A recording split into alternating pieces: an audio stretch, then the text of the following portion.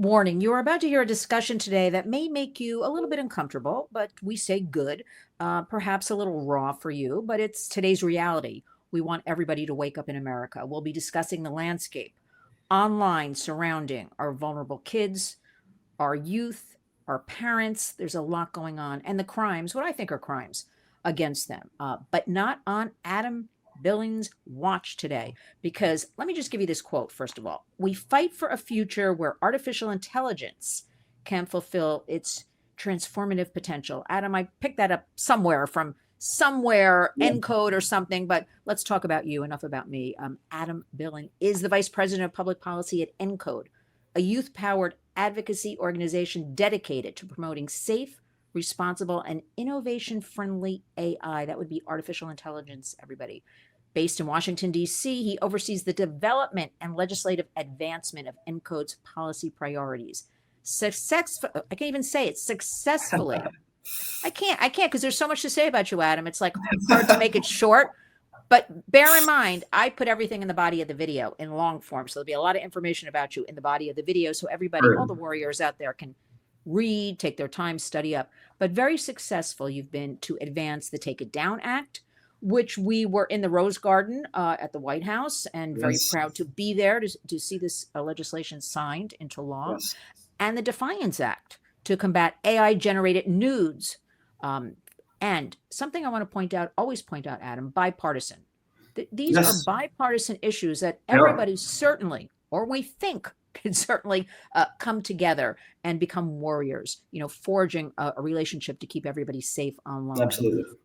So you are just doing incredible work. First of all, the website is encodeai.org. Again, you're on LinkedIn. Well, not again, because I didn't say it before. You're on LinkedIn. But again, I will put everything in the body of this video, warrior, so you can study up on Adam, the incredible work of Encode, AI, see what we're talking about. But right now, we want you to listen up. So, Adam Billen, welcome to the Warriors.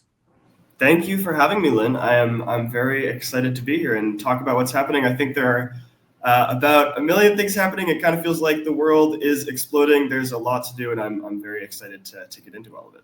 And I feel like, Adam, the world is exploding in just the last 3 days. I feel like it's piling on, which is, it's so important that we, feature you, your voice, your work, right? Your advocacy. I want everybody to understand there is so much hope and good things happening, behind the scenes, perhaps to some, right? But that you and Code and others are out there fighting for everybody. And I think that is so hopeful and so exciting for everybody to focus on while we punch out people behind the scenes. Just kidding, of course.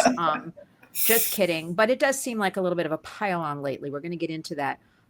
First of all, I want to jump in with a great big thank you to you, Adam, because you're really honoring our Warriors hashtag, which is community creates change, right? It's at the grassroots kind of ground level. You're doing both the community and also kind of on the state and federal level as well. So that's a lot to do. But this is what is needed to create, in my opinion, this stability, right, in our country, in our digital world. But let's get with the program right now. And I want to talk to you. First, we're going to start with something.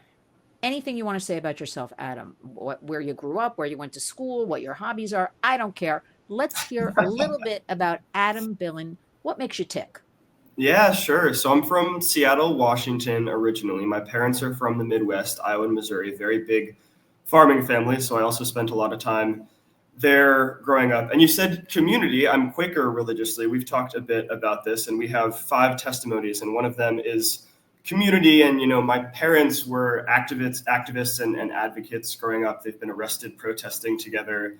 And I think very much they kind of put that blood and that kind of fight in me to be working on things that matter. I think I was telling you the other week that I used to ride on my dad's shoulders at protests as a kid growing up. And so it's very much the kind of culture that I was built in, that you should fight for the things that matter. So I was born in Seattle. I went to American University in DC. I worked on political campaigns a little bit. I did some data science work, and I had a summer where I started reading about AI. Maybe it's probably like a year before ChatGPT launched and AI sort of became the hot thing. And I became very worried about where this technology was going. I think that people have context for AI as things like ChatGPT or Google's AI or deepfakes, but it's a technology that has existed as early as the 40s. People have been trying to do this replication of the human brain for something like 80 years, and we've gone through these sort of boom and bust cycles with the technology, where it's been really hot and exciting and hype and has had a ton of progress, and then there have been these winters where it's been slower. But the pattern that I noticed when I was looking back on this whole history is that for every bust, there was a boom, and it seemed like every boom was much higher than the last one. And then I think most notably, it was sort of in the mid 2010s that a lot of the people that had been working on AI for a long time had this new sort of revelation that the technology was moving much quicker than it had before, because they had basically the fundamental hardware under AI had advanced. It used to be that you had very weak physical processing power. The actual hardware chips in your phones and computers weren't very strong. And so you couldn't train a huge system because the physical hardware just wasn't powerful enough. And eventually we got to a point where the hardware got a lot better, and they were able to do these huge training runs where you dumped in basically the entire internet into these systems. And that's how you got the systems like ChatGPT that we have today. And so sort of seeing that evolution, I became very concerned. Okay, we seem like we keep going up and up and up and up. Where are we going eventually? And what are the real world harms that are going to start to emerge in that context? And so I joined Encode when I was still in college, and we didn't have any full-time employees. We were just a bunch of college and high school students working on this. And that's when we first started going to Congress and advocating for protections, first on the Defiance and Take It Down Act, and also on some sort of national security questions. And then we also started dipping into the state level political advocacy. And then when I graduated, we actually had no funding for people to go full-time. And so me and one other guy, Sonny, went full-time and declined other job offers to try to kind of fundraise our own salaries and make this start happening. And then eventually got the money and have been doing this full-time for the last year or so. So that's sort of the story of how this all happened. That's sort of a mouthful. And you are, first, let me say, you are a committed warrior, okay?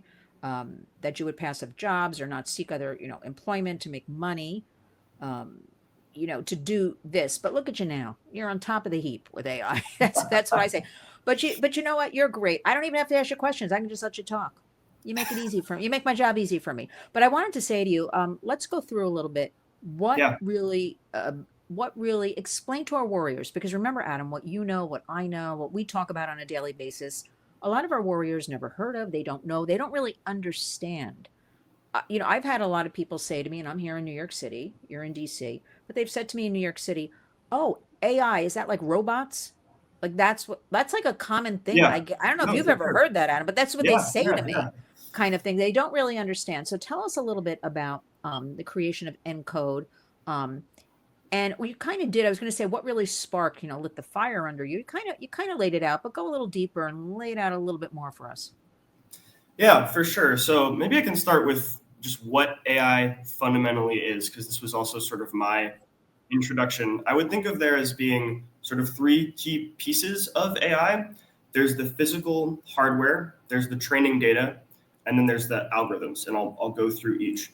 The algorithm is probably the most important part. This is basically the sort of statistical model that you're feeding data into to try to predict something. So the most basic version of this could be something like, you have a bunch of data on aspects of a house. So how many bedrooms does it have, the square footage, where is it located, things like this.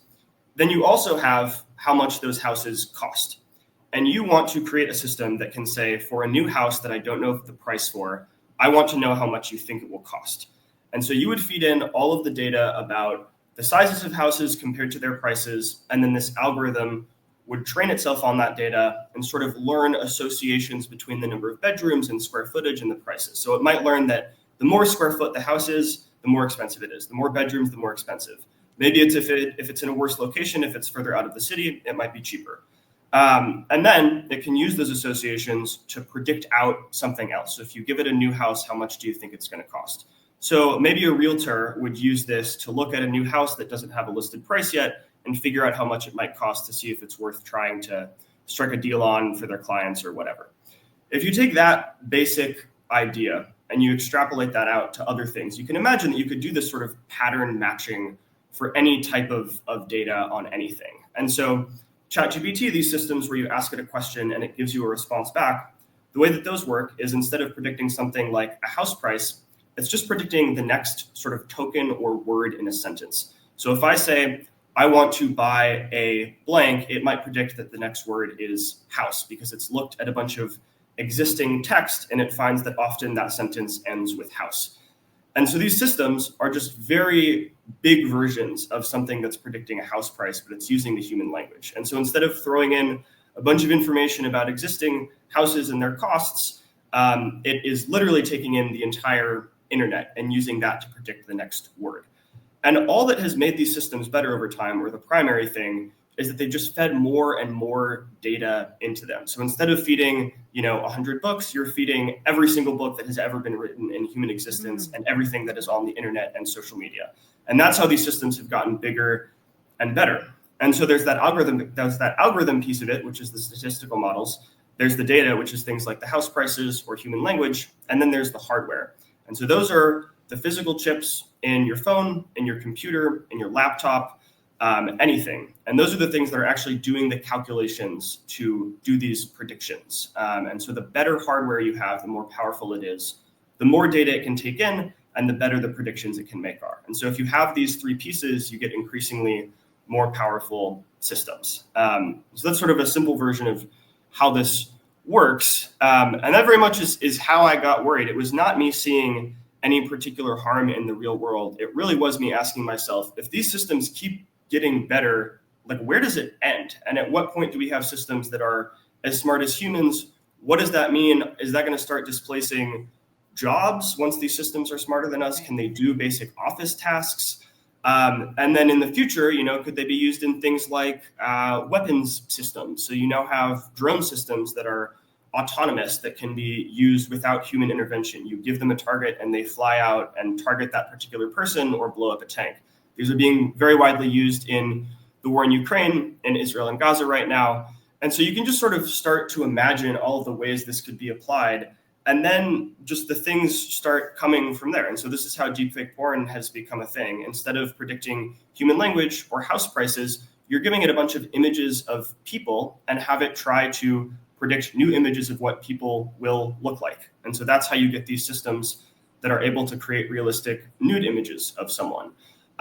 With AI companions for kids, you have these chatbots that are trained on human language. When you're trained on human language, you can also simulate exploitation. You can also simulate grooming. You can also simulate rape and abuse. And so these are the types of systems where if the developers themselves aren't choosing to put guardrails in place and make sure they're safe, they're going to be dangerous for kids and for everyday people. And so I think that's what we're seeing now is these systems have gotten so powerful and the applications are so wide that the potential for abuse is also just scaling at a crazy, crazy rate. And that's kind of what I'm worried about, both the things already happening that are bad and what's going to happen 2 years from now, 3 years from now, 4 years from now. I don't even know how to respond to that, Adam. I mean, first of all, you should have been with me last night. I had a wonderful group of warrior women that I get together to educate them, fairly frequently about issues like this so they can go into their communities and spread the word. And I was talking about, because it's all I'm talking about lately, is the AI to really bring them up to speed. And one woman is an actual scientist. And at the end of I should have had you with me to explain it, but at the end of my beautiful dissertation, she looked at me and said, Lynn, it's simply science. She broke it down to one word. And I'm like, oh, okay, that's a simple explanation, but she's not wrong, but I'm like, we got to explain how we got there. Like, why are we saying science? But it's very interesting. But let me ask you something. So, Encode, people hear youth-led, young people, and they automatically, their minds go to, not we at the Warriors though, go to some sort of like idealism, this kind of thinking. So I want to know, I would say more idealism over impact, actual take actions. Yeah. So how is Encode? Let's talk about right now. I want to, you've had so many successes already. How are you actually shaping the legislation? Like how you actually give us some like real points with Take It Down Act and Defiance and what you're doing. And then we're going to get into, I'm afraid to even bring it up, Adam, but we have to, that 10-year AI moratorium, because it's all I do is have nightmares about it.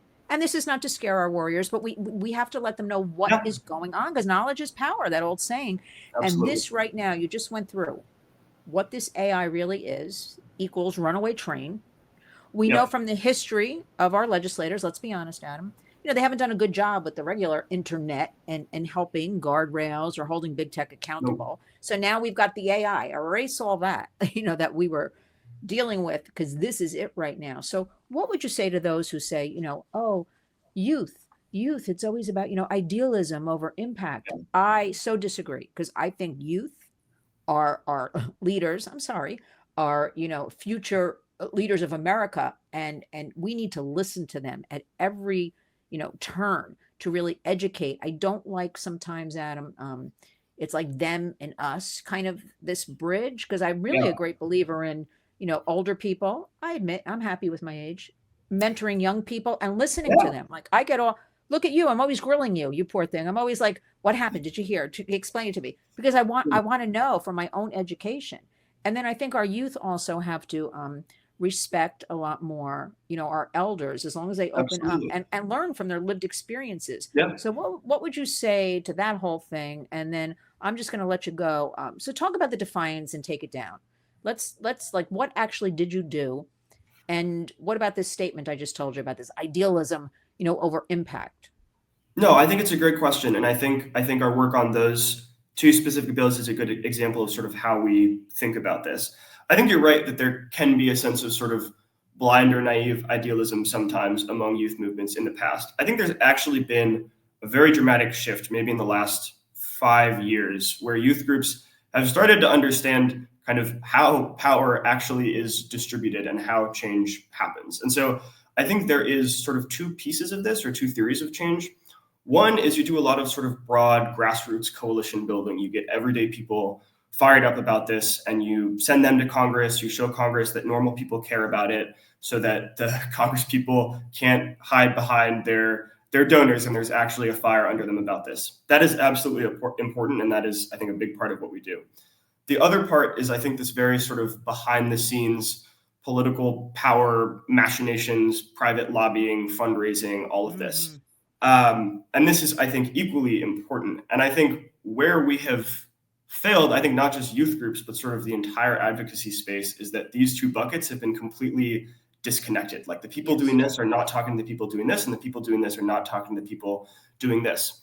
And I don't think that's intentional on either side of that coin's fault, but I do think it's something that has happened and that we are trying to break. And so things we did on Defiance and Take It Down, we spent a lot of time doing public work, doing big coalition letters, getting organizations to sign on to them, and trying to mobilize groups that maybe by default would not care about sexual violence issues, or it's maybe not in their core mission statement, but when they see the connection to AI, they really care about it. And for us, it was the reverse. AI is the main thing we care about, and now sexual violence is being brought into that, and that's how we got engaged in the fight. And so I think a lot of our philosophy is that AI is touching everything, and all of these issues have their little own miniature coalitions that are doing their own things in isolation. But if you can actually bring those groups together, it makes moving on all of those individual issues easier. And we'll talk about the moratorium in a second, but I think the moratorium has actually been an incredible moment, because I've noticed that Yes. just groups that have never talked to each other before are suddenly in group Yes. chats together, and we're on the phone and I'm talking to people, like groups that I never would have thought that I would be engaging with in the past. I was talking to the National Conference on State Legislatures, and they were like, we've made so many new friends in the past 2 weeks because it's so brazenly awful that everyone can be united together because it affects all of us. But I think if we can bring that energy and the level of like unity and mobilization that has happened with this to other issues, then we'll make more movement happen. And I think we had some success doing that with Take It Down and with Defiance, where you had on Take It Down both, frankly, quite liberal Democratic orgs very amped up about the bill, and quite conservative organizations very amped up about the bill. And you had senators on both sides of the aisle that normally very much do not get along, that were both very excited about this legislation. And then I think once the White House got involved, this all sort of multiplied, and that's what got the bill across the finish line. But you really do need not just people on the outside making noise, you also need people physically inside of Congress, literally taking lobbying meetings. Because what we do not have on the outside is the level of money and funding that the industry lobbyists do. And by default, on any issue, on any bill, we will be outgunned in terms of people physically on the ground talking to offices. But what we have that those people do not have is that we authentically care about these issues and we are not being paid to care about them, right? And they listen to that and they want to be on our side, but you have to give them the opportunity to do that. And for that to happen, we have to be physically in there talking to staffers and talking to members and on the outside making noise. And I think when those things come together, that's when industry starts to get a little bit spooked, perhaps. Yeah, and I'm glad, Adam, you brought that up because I was thinking, I don't know if it was yesterday or today, the days all kind of mold together around here, but I was like, wow, this AI moratorium has brought so many people. I'm seeing them tweet or X, whatever we're calling it these days. I am seeing both sides truly, Yeah. because we always say bipartisan, and it is bipartisan, but you know, and I know the reality is, sometimes things don't really go bipartisan behind the scenes, even though they're supposed to be, right? Yeah. I am seeing tremendous coming together with this one issue. There's like nobody I know, maybe just one person, that's going for, all of this. And I was thinking, if we can maintain and snowball this, build upon it, then the world is our oyster. I'm very serious about this. Like we will march next, on Capitol Hill. Everybody will come out and come together, and that's exactly what is needed. But people don't even realize, Adam. Anybody can go to Capitol Hill and can go through security, right? It's a miracle. It's a miracle of American democracy. Think about that. Think about it's crazy. But think about that. Now, I of course always have to take half my clothes off. I don't know why. You got belts and shoes and like the airport, whatever. And no matter what, my bells are going off when I go through security. But anybody can go there. I mean, that belongs to us. Truly, like we we the people. And you can go, and it's actually fascinating. I think every American should strive for a trip to DC. I really do. And that's why I'm so excited when I'm there and I see school groups. Yeah, I'm like everybody. It doesn't matter about political party. Like everybody should see where things are originating or have an understanding, right, of what's going on. And you can go to Capitol Hill and House.gov, Senate.gov, find out who represents you if you don't know. You can go visit their office and just say I'm a constituent. You might have an issue, you bring it up with them, they keep a record. I think it's fascinating that people go and walk those hallways and think about the history of our country and just understand that they are invited in. Because people, again, Adam, people will say to me, "Oh, you mean you could just walk in?" I'm like, "Well, you go through security. You go through security, but yeah, you can just walk in." So, and I'm like, you can even find places to eat in these buildings, cafeteria style. Grab a and coffee. It's tax free. The cafeterias are tax free. No. Oh, really? Yeah, they are. If I knew that, I forgot because I usually just, pay the bill or whatever, and I don't look. I just know the cafeterias are always crowded when I'm going, and I'll always be like, oh, I know that person from Zoom. Let me go say hello to them and meet them in person. It's like actually very exciting for me. It is cool. But I want people to know that warriors out there, you absolutely, I really think in 2025, people have to start looking at things a different way, right? Because a lot of things have not worked. Everybody has to step up in one, way, shape, form, and do something. So that leads me to the next thing. I don't know if you're ready for this. Explain now what is keeping me up at night, upsetting me during the day, this AI moratorium. What are we talking about? Yeah. Because when I explain it to people, they're like, okay, I understand that. Why are they doing that? That's the response I get. Oh, why would they do that? So explain what it is, what we're talking about, and then what we're actually going to do about this and are doing about this. Yeah, I think it's helpful to zoom out beyond just the 10-year moratorium because this is a broader push than what is just in this budget reconciliation text, which I'll also explain. And the push is that the companies who could be regulated by Congress or by the states are pushing for Congress to prevent the states from enforcing any regulations. And the argument that they will make is that if the states regulate this technology, there will be a patchwork of regulations that is difficult to comply with. So their argument is that there will be a different bill in California and Illinois, and it will be too difficult for us to deal with that. There are many reasons why I think that is false. One of them being that we have been regulating everything in this way for the entire history of this country, and it is actually the foundation on which our country was built. There's a reason that there are states and there is the federal government. And if you have ever studied American history, you would know that reason. And it is that is the intentional foundation of our country. And so this idea that you would break that structure for the sake of avoiding any regulation as companies is brazen and insane. And the only people that want this are the companies themselves. And so the push that this is coming from is the companies who do not want to be regulated. They tried to do this. You got to name the companies. I have to interrupt you. Explain to our warriors, just as an example, what are some of the companies? Meta is certainly one of them. OpenAI is one of the ones that has been lobbying for this. I would guess also that Google probably has also been lobbying for this. Any of the large companies, any of the large AI companies, many of which are also the large social media companies and the large companies that matter on data privacy. It's all the same people with the same buckets of money. Really do not want this. There is one company, one large AI company, Anthropic, that has been publicly lobbying against the moratorium, which has been a pretty bold stance for them to take, which I think should be applauded because they understand how potentially dangerous this technology is and think that regulation is important. So one company has been doing the right thing. The moratorium itself is a relatively novel way to do this that has not been done before. Typically, the way that you prevent state regulation is that you pass a federal bill on AI, for example, and you have a clause that says that it would preempt any state regulations on this issue, basically. So you would pass a federal standard of protections, and that would wipe out all of the state laws. I also don't think this is good because I think once Congress passes an AI law, they will consider themselves done on this issue. And we know how fast this is moving, and we know that there will be something a year from now or 2 years from now that they will not have dealt with in that original bill that they will not have the energy to legislate on. And once the companies have won on preemption on the moratorium and know they won't be regulated in states, Congress has no leverage to push them on regulation there. There will be no reason for them to do anything else in the future. Once they do that, we are done in Congress. And I think it's very important to say that directly. The moratorium is an even more novel way to do this, which is that we are not actually going to pass any new federal standard or a bill with protections. We are just going to wipe out all of the state laws without doing everything federally. And this moratorium is housed in the budget reconciliation text, so the big, beautiful bill, BBB. And so if it passed, it would pass as part of this larger budget. And so it will be voted on in the larger budget if it stays in with all of the other things that are in BBB.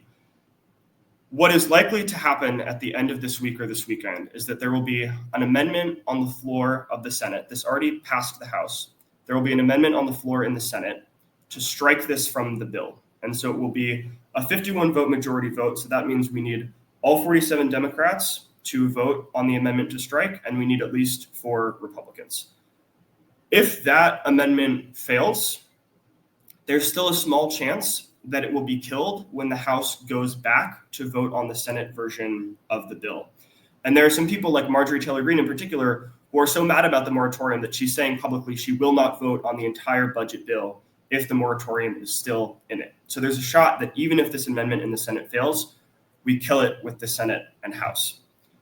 To go slightly deeper, the moratorium, the way it is housed, it has to, because it's in the budget, be relevant to the budget in some way. It can't be just some random thing thrown in. And there's a parliamentarian in the Senate who has to rule that it is aligned with this rule, that it's relevant to the budget.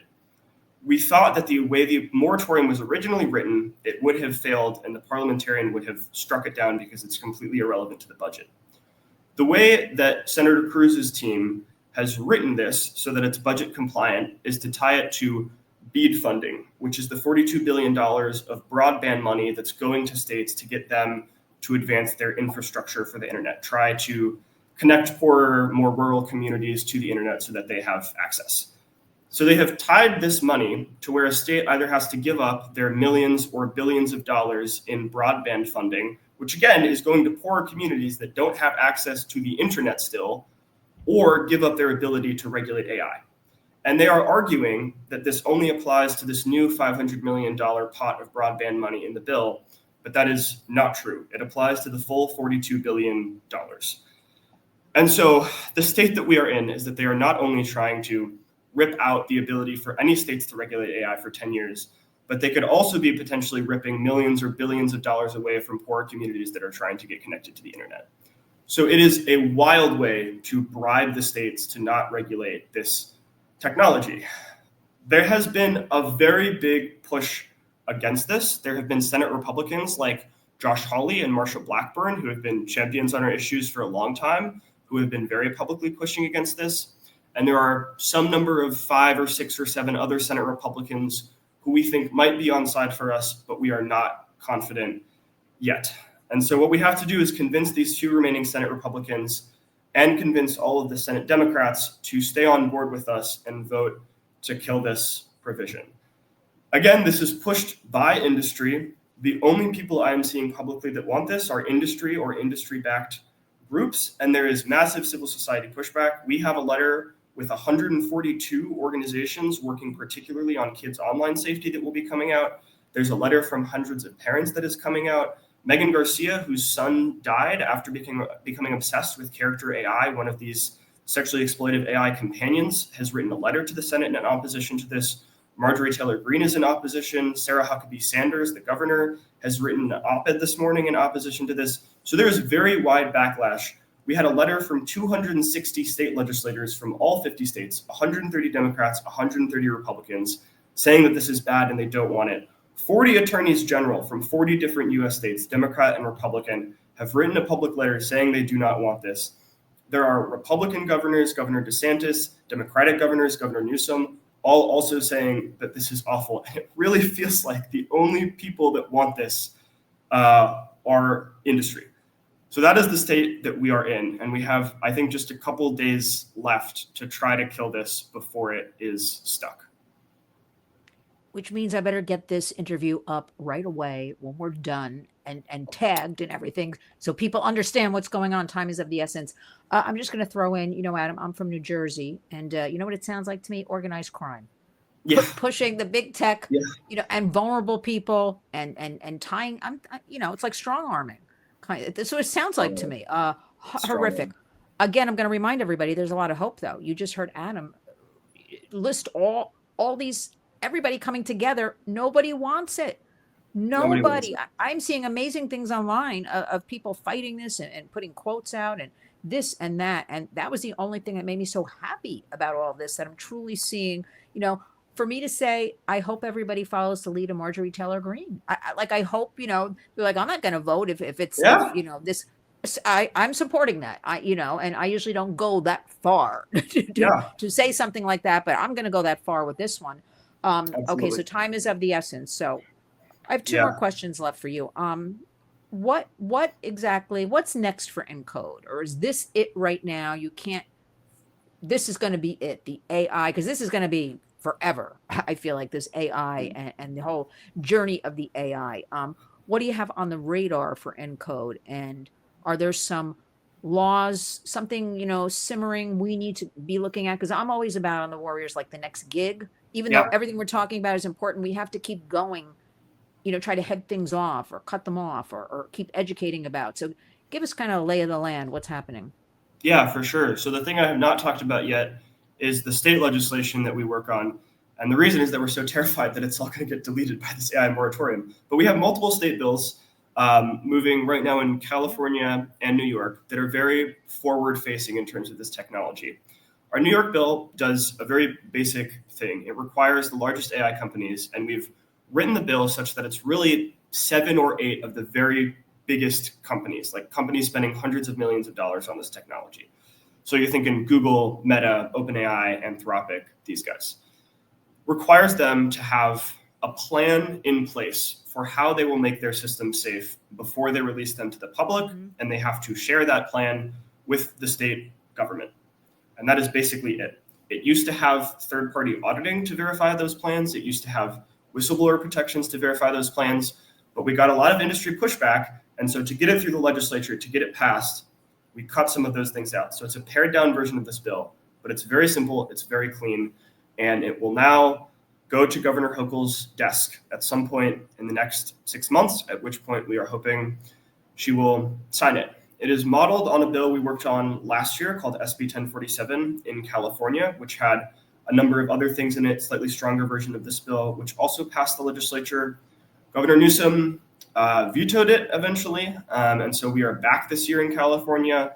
with a version of that bill that currently just has whistleblower protections in it for AI employees. So the employees at these companies, if they see things happening that they know are dangerous to the public, they can report that to the government. I think we've seen on social media in particular, people like Frances Haugen, the recent Meta whistleblower that testified, have been a big part, Arturo Bejar, have been a big part of the reason that policymakers have woken up and realized the harms of these technologies, because these companies will not, on their own volition, tell the government that what is happening is dangerous, because their incentives are to keep pushing this forward and make more money. Governor Newsom, when he vetoed our bill last year, created a commission to study what the state should do about AI. That commission released its report.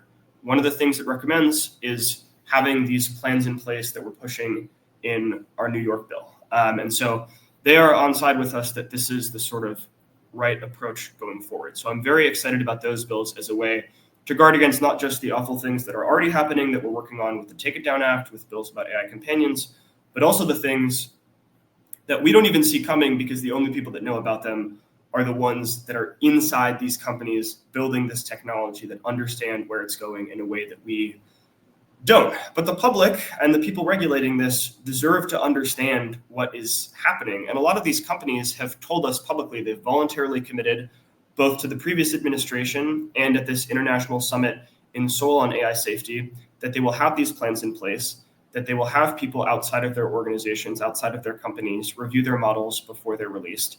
But there's no guardrail that actually requires them to do this. There's no accountability if they choose not to do it. So they've promised us they'll do it, but there's nothing holding us to that promise. And we're starting to see some of these companies go back on those promises and not test their models before release and not give us information about them when they release them. And so this is why these basic guardrails, just to verify what they've told us they're going to do is actually happening, are so important. Well, talk is cheap, Adam, because we've heard promises before from different big tech companies to our faces, and they're broken every time. It's just never fulfilled. So why should we even believe them now? We have to have alternative thinking on this one, because they've just broken every promise, including looking at parents whose kids have been harmed, just lying to faces. That's the reality. Why should we believe them at all? We really have to, stay on top of this and educate the public. Finish us up with, what do you want the warriors to know right now? If you could tell them one or two things that they can work on in their own community, and also give us some final words, because you just described two very hopeful things Encode's working on. And people need to know about that. That, again, I'm going to go back to, there's a lot of work being done. There's a lot of advocacy. There's a lot of really, rolling up the sleeves, like hard work being done behind the scenes. We are here to help everybody understand this, but people also need to help back and be part of take actions as well. So final words, whatever you want to say, and then also, how can the public, the warriors, help you? Yeah, absolutely. I think the biggest things right now are call your senators' offices about this AI moratorium. They need to hear from everyday people about this, because, again, by default, all they're going to hear from is industry. So call your senators, tell them about it. We have a call tool that I'll give to Lynn to link in the YouTube video. And, I think the other thing is just keep paying attention to how this technology is moving, because it's happening really quickly. And if we kind of fall behind the ball and the companies are the only ones that understand what's happening, that's when you get social media part 2, right? And these companies, even in the moratorium push, they're pushing not just to deregulate on AI. This provision is so broad that it would delete existing social media protection laws, protections on deepfakes, on data privacy. So they are going to keep trying crafty things to get around us. And we just need to be on the ball, paying attention to what's happening, and really activating, calling our senators. If you're in New York or California and you're interested in those bills, I would love to talk to you. And I think the last thing I would say is that, these companies are very powerful, but they also fear people like us caring and making noise about this and going to Congress and talking about it. It makes their job harder. And I think it can feel like they are impenetrable, but I really do think that they feel the heat right now. And that's exactly why they are trying to do these sneaky things to get around any regulation. So if we keep the pressure up and we kind of grow the movement, we can win, but it takes us being out there, making calls, talking to people every day. Yeah, I mean, there really is. I'm going to reiterate this. Everybody needs to do something. If you share just this interview when it's posted, and I'll have all the information about Adam and the bills and how you can contact him if you want more information, whatever, we are here for you. Then that's what you do. You're sharing the video. You're retweeting, or I don't know, Adam, is it called re-Xing? I don't know what it's called. Is it called retweeting? No idea. Because I'm always like retweeting, or is it called re-Xing? It's kind of whatever. But I think everybody knows what I'm talking about.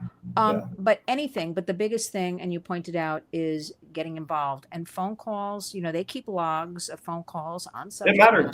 It matters. And it really matters. And I know in the offices, if they get, I don't know what you heard, Adam, but if they get about 8 to 10 calls on something, they start paying a little bit more attention. So that's why we have to, I don't know what you heard, but that's what I heard. You got to get like 8 to 10, and then they can start really addressing it in some way, shape, or form. And let's face it, because people always say to me, why, Lynn? Why does this happen? You'll answer that, Adam, but it's money. There's a lot of money and power, I guess, right? Yeah, no. Money and power, I guess those are always the answers to everything. I don't know. Money and power. Because really, I don't have good answers for people, except there's a lot of money to be made. And we know from these different, big tech companies, platforms, they are counting on the public to be exhausted, to not stand up, speak out. Therefore, they can keep sneaking things in and through. And no way, we don't want to be the product. We don't want precious kids or any of us to be abused like this. And so we need to all start becoming that true warrior. Community creates change. Well, the website is encodeai.org. Adam Billen, what can I say about you? I mean, thank you. I mean, your dedication, your passion, your commitment to educating all of us is so necessary. I met you through a phone call when I saw you present, and I'm like, he's my AI guy. Like, he's gonna know. He's gonna. And then you never had a chance again. But no, because this is what we need: true, easy to understand, breaking these what are really complicated issues, right? Yeah. And again, these companies are counting on people. Close the door, close your eyes. It's too complicated. While they sneak in all their stuff. So this is what we need directly from you. And I just want to say I'm really honored that we've met, and I'm proud to know you, and that walking alongside you, we're allies together in all of this. We want everybody to contact their reps. I'll put everything in the body of the video. I'm also going to link, you did a good op-ed I read in the Seattle Times about AI deepfake nudes. Our sexual abuse. Lawmakers, schools need to step up. I loved that one. People have to know what's going on. So Adam Billen, thank you. Let us speak again soon. These issues are changing on a every 5-minute basis around here. You have a home always at the Warriors, and we will definitely, promise me, we will speak again soon. Fantastic. Well, thank you for having me, Lynn, and I really appreciate all the work that you are always doing. It's been great to work with you, and I know we'll keep talking. Thanks, Adam. We'll talk again soon.